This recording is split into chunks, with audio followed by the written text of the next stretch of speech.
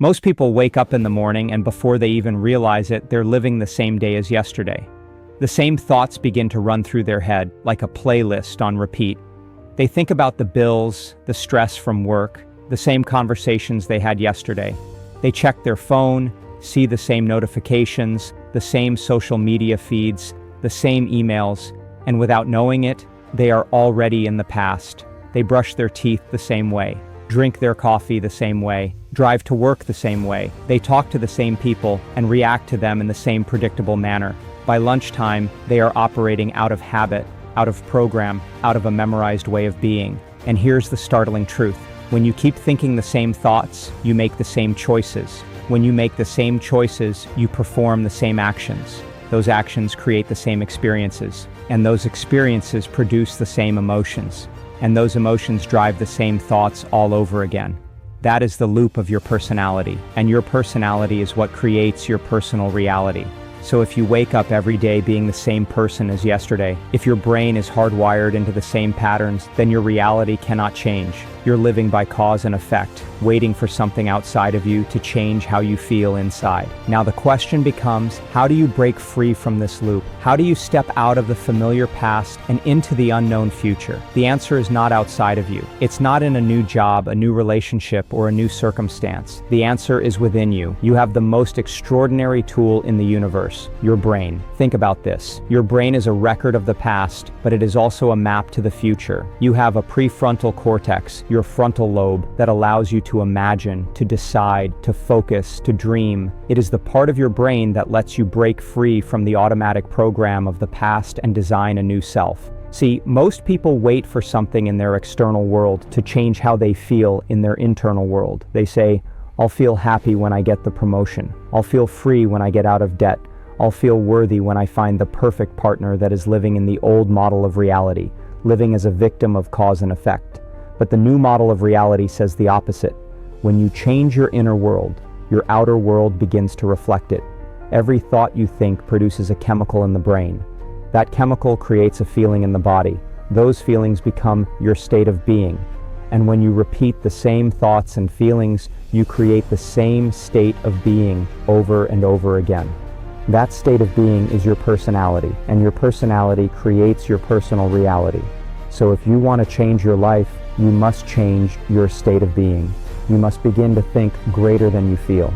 Here's what I mean. Let's say you wake up feeling worried about the day. That worry triggers thoughts about all the things that could go wrong. Those thoughts produce chemicals that make you feel more worried. Now your body is the mind because it's running the show with those emotional signals. But what if, instead of allowing the body to dictate the mind, you decided to flip it? What if you said, today, I will think differently. I will feel differently. I will live differently. That's where meditation and mental rehearsal come in. When you close your eyes, when you shut out the external world, you stop being a victim of your environment. You stop responding to the familiar cues that trigger the same old feelings. Instead, you create a new internal reality. You imagine yourself living the life you desire, not as a vague daydream, but as a vivid, detailed, emotional rehearsal. You don't just think about it, you feel it. You feel the gratitude of having it now. You feel the joy, the freedom, the love. And as you feel it, you're signaling new genes in new ways. You are literally instructing your body to believe that the future has already happened. And here's the incredible thing. Your brain doesn't know the difference between the event you're imagining and the event that's physically happening. The neurons fire in the same way. The pathways are wired in the same way. The chemistry floods the body in the same way. So when you repeatedly practice living in that elevated emotional state, when you repeatedly install the circuits of the future, you're no longer living in the memory of the past. You are living in the anticipation of the future. Now, a lot of people ask me, but Joe, what about my past? What about my trauma, my failures, my pain? And I tell them, your past only lives as long as you keep thinking about it. Every time you recall the painful memory, you're firing and wiring those same circuits. You're keeping the old self alive.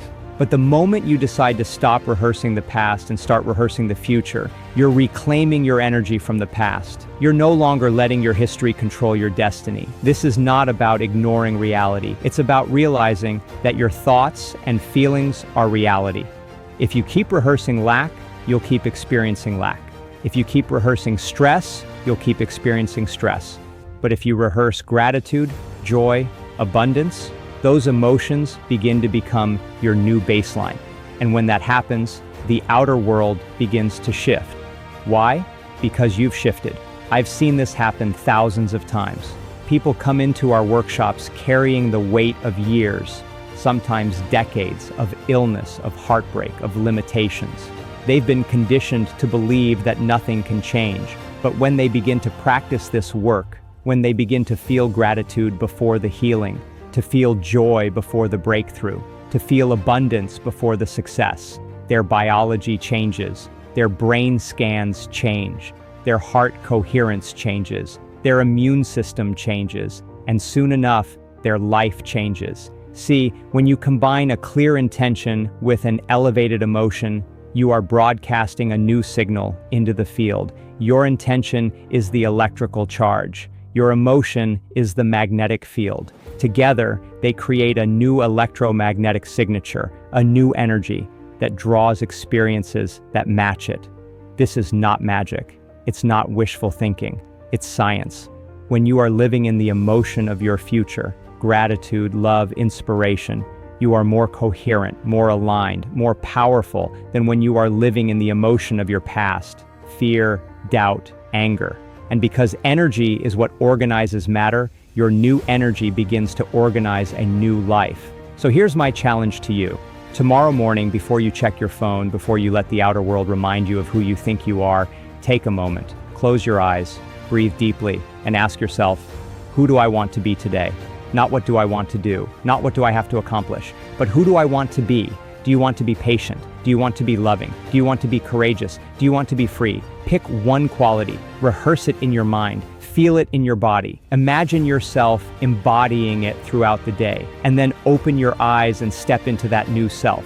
If you do that every day, consistently, you will no longer be the person you were yesterday. You will begin to fire and wire new circuits. You will begin to condition your body to a new mind. You will begin to install the future in the present moment.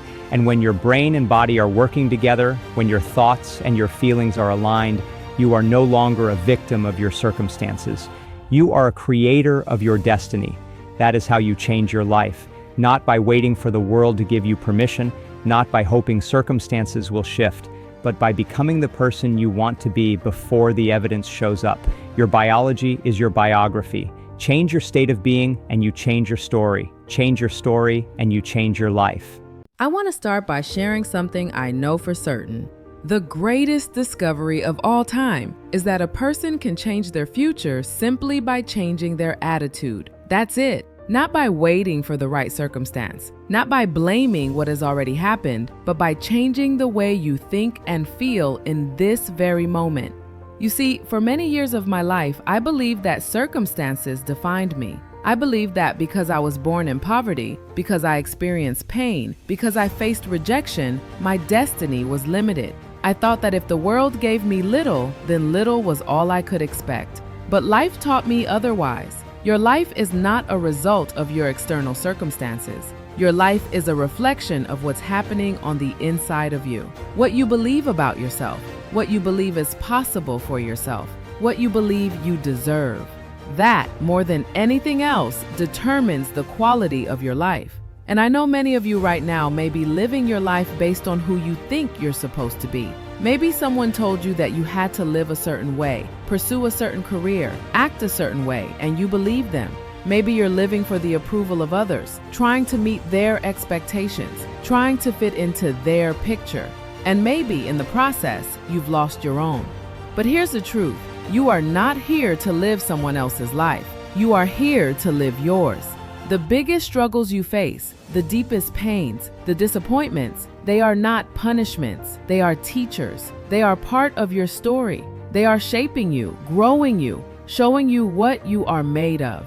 I've had my fair share of struggles. I've cried, I've fallen, I've been betrayed, I've lost. And each of those moments felt like the end of me. But I look back now and realize they weren't the end. They were the beginning. They were shaping me into who I was meant to become.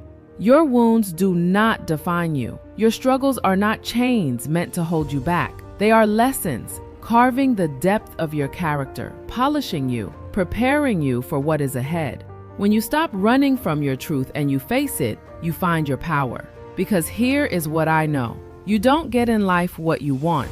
You get in life what you have the courage to ask for. The universe does not respond to fear. It responds to courage. It responds to authenticity.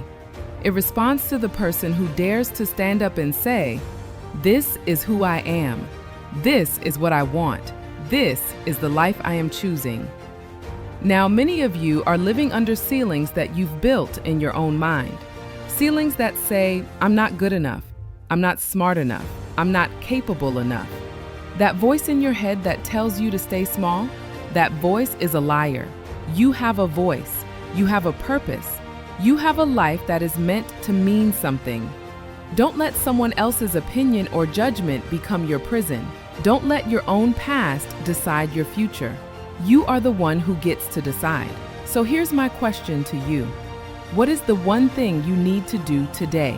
Just one, not 10, not 100, just one.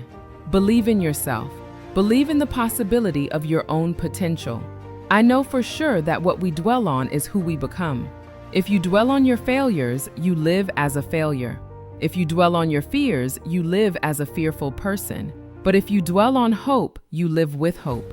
If you dwell on love, you live with love. What you focus on expands. If you spend your energy focusing on what's wrong, you'll see more of what's wrong. If you spend your energy focusing on what's right, you'll see more of what's right. And when you focus on the goodness in your life, you invite more goodness into your life. This isn't about being perfect. Perfection is an illusion. This is about being present, being intentional, choosing with your heart and your spirit what kind of energy you bring into this world every single day. Think of your life as a canvas. Every thought, every word, every choice, every action, it's all paint. And moment by moment, you're painting your own masterpiece. Now, some of you have been painting with dark colors for too long. You've been painting with anger, with fear, with bitterness, with self-doubt, and your canvas reflects that. But the beautiful thing about life is this: at any moment, you can choose a new color. You can put down the black and the gray, and you can pick up the bright yellow of gratitude, the deep blue of peace, the radiant red of love. You can start painting a new picture today. Let me tell you something I learned. Success is not about how much money you make, how many followers you have, how many awards you collect. Success is about how much joy you feel in your heart, how much love you spread in your community, how much light you bring to others. Every single day you have the opportunity to live a life of significance, not by being like someone else, but by being fully, unapologetically yourself. Now, I know some of you might be thinking, but Oprah, I don't have the resources. I don't have the education. I don't have the connections. And I'm here to tell you, you don't need what you don't have. You need to use what you do have. What you have is enough to begin. Stop waiting for someone to come and save you. Stop waiting for the perfect moment. The perfect moment is this one. The perfect time is now. Your power is not in the future. Your power is in this present moment. So, what are you going to do with it? Will you keep living the same day over and over, chained by fear, doubt, and limitation? Or will you step into the life that is waiting for you, the life that only you can create? I believe in you. I believe in your resilience. I believe in your ability to rise above whatever has tried to break you. But it doesn't matter that I believe. What matters is that you believe. Every time you wake up in the morning, you have two choices: to live as a prisoner of your past or as the architect of your future. If you choose to be a prisoner, you'll stay small, you'll stay stuck, you'll stay in the shadows of someone else's expectations. But if you choose to be the architect, then you'll rise, you'll create, you'll become. And here's the truth: life will test you, life will knock you down, life will push you to the edge. But every single time you have the opportunity to rise stronger. Every storm passes, every wound heals, every mountain has a peak. And when you climb, when you keep moving, when you choose not to give up, you will look back one day and say, every struggle was worth it because it brought me here.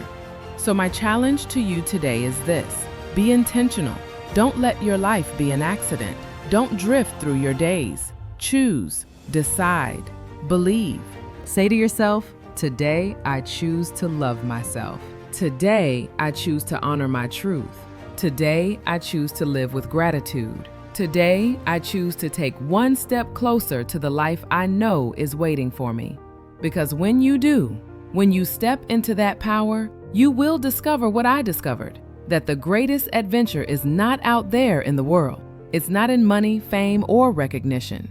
The greatest adventure is to live the life of your dreams, to live it fully, to live it authentically, to live it courageously. And that life, it's waiting for you. We live in a peculiar age, don't we? An age where human beings are rushing endlessly, as if life were a kind of race with a finish line to be crossed. People say, I'm working hard to get somewhere, and I always ask them, where is it you think you're going?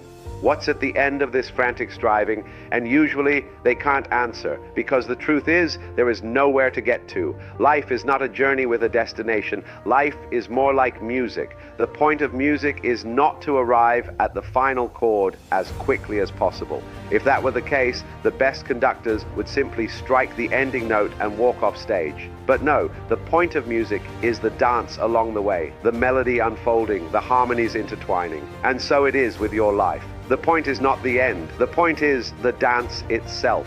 But we have been taught, oh, how we have been taught otherwise. Conditioned from childhood to see life as a ladder, one rung after another. School, grades, university, career, marriage, house, retirement, and then, what? The grave. And most of us, poor souls, spend our lives anxiously climbing, panting, worrying about whether we're going fast enough, high enough, good enough.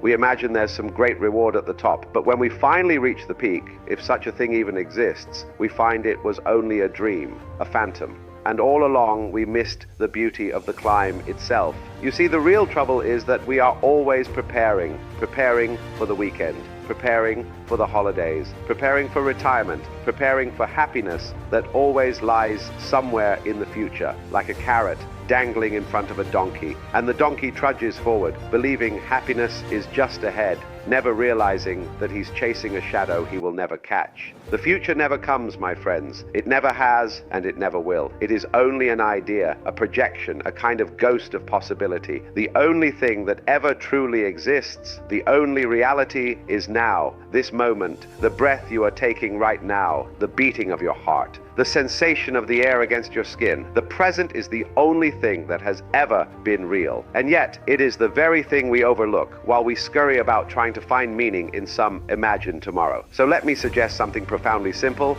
and yet so easily forgotten. Stop. Just stop. Look around, listen, feel, breathe. Life is not waiting for you somewhere else. It is here. It is already happening. You do not need to chase it. You need only to notice it. Now, some people tell me, Alan, that sounds lovely, but I can't just sit around and do nothing. I've got bills, responsibilities, ambitions, and of course, yes, the play of life includes all of those things, but the trick is to do them in a spirit of play, not in a spirit of grim necessity. Think of children. When a child plays, they are utterly absorbed, aren't they? Building sandcastles, chasing butterflies, pretending to be knights and dragons. They are not worried about whether their sandcastle will survive the tide or whether they look silly holding a stick as a sword. They are simply immersed in the act itself. And the joy is in the doing, not in the outcome. What if you could live your life that way? To work, to love, to create. Not as a burden, not as a duty, but as play. Because in the end, you are not a worker in a cosmic factory. You are not a cog in a machine designed to produce some final product. You are a dancer in the great ballet of existence. And the dance has no purpose beyond the dancing. And here lies the paradox. Most of us are trying desperately to control life, to shape it according to our plans. But life, you see, is slippery. It is like water. Try to grab it too tightly, and it runs through your fingers. Try to dam it up, and it will eventually break through. But if you relax, if you cup your hands gently, the water rests easily in your palms. So too with life. The more you try to control it, the more it slips away. But when you let go, when you surrender, life carries you effortlessly, like a river flowing to the sea. Now, this doesn't mean doing nothing lying in bed all day. That's not it at all. Letting go doesn't mean apathy. It means trust. It means you trust yourself as a natural expression of the universe. It means you trust that life, in its infinite intelligence, knows what it's doing through you, just as your heart beats without your instruction and your lungs breathe without your command. So too does life live itself through you. You are not apart from it, you are it.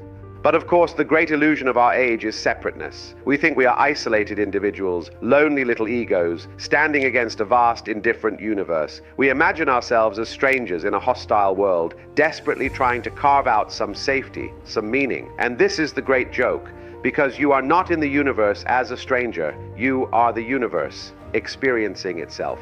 You are not a visitor. You are an aperture, a window through which the cosmos looks at itself.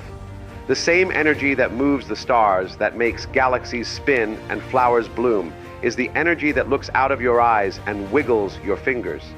When you realize this, not as a theory, not as some intellectual idea, but as a direct, felt experience, then something extraordinary happens. You stop feeling so small. You stop feeling so separate. You recognize that you are as natural, as necessary, as inseparable from the universe as a wave is from the ocean. And you don't see waves panicking about whether they're tall enough, fast enough, important enough. They rise, they fall, they dance, they dissolve back into the sea, and it is all perfectly natural. And here's the wonderful twist. When you stop trying so hard to be something special, when you give up this endless self-improvement project, you suddenly find yourself free.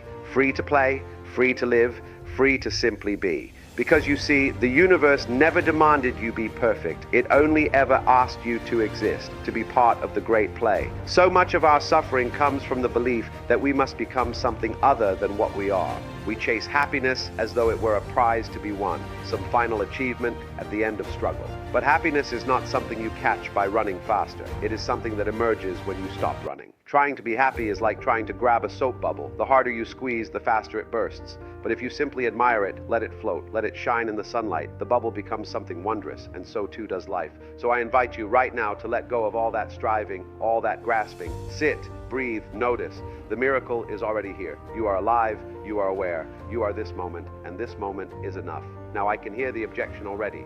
But Alan, if I simply live in the now, how will I achieve anything? How will I grow, improve, succeed? But you see, this is where the joke lies. Living in the now does not prevent growth, it enables it. Just as a musician absorbed in the joy of playing becomes better without even trying, so too do you, absorbed in the joy of living, grow naturally. You become more skillful, more loving, more alive, not by chasing perfection, but by losing yourself in the play. Consider a dancer on stage. If she is thinking constantly about whether she looks good, whether the audience approves, whether she might trip, her movements become stiff, awkward. But if she simply dances, if she lets the music move through her, she becomes graceful, alive, radiant. So too with your life. Forget the audience, forget the performance, simply dance. And so I return again and again to this. Life is play. It has no ultimate purpose other than itself.